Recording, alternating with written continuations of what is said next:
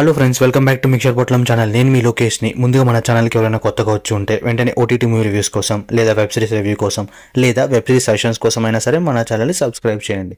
ఈరోజు web series review వచ్చేసి G5లో హిందీలో రిలీజ్ అయిన డైవర్స్ కే లియే కుచ్ భీ కరేగా 7 ఎపిసోడ్స్తో రిలీజ్ అయిన ఈ light hearted rom com series చూశాక నా ఒపీనియన్ వచ్చేసి బాగుంది అండ్ నాకైతే నచ్చింది కూడా.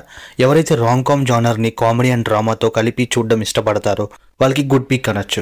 సిరీస్లో డైలాగ్స్ చాలా బాగుంటాయి, లీడ్స్ మధ్య కెమిస్ట్రీ చాలా ఎంగేజింగ్గా కూడా ఉంటుంది. సిరీస్లో నాకు నచ్చిన ఇంకో విషయం ఏంటంటే హ్యూమర్ అండ్ హార్ట్ ఫెల్ మూమెంట్స్ని రెండు కలిపి చాలా బ్యాలెన్స్డ్గా తీశారు డైరెక్టర్. అండ్ కరెంట్ మోడర్న్ రిలేషన్షిప్స్లో జరిగే ఇన్సిడెంట్స్ని మనకైతే హ్యూమర్ అండ్ ఎమోషనల్ డెప్త్తో కలిపి చూపిస్తారు. ఈ సిరీస్లో మెయిన్లీ 2 క్యారెక్టర్స్ మీదనే స్టోరీ అంతా నడుస్తూ ఉంటుంది.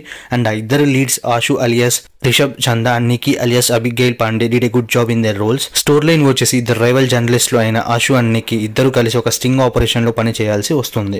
సో ఒకనొక సిచ్యువేషన్లో వాళ్ళిద్దరు పెళ్లి కూడా చేసుకోవాల్సి వస్తుంది.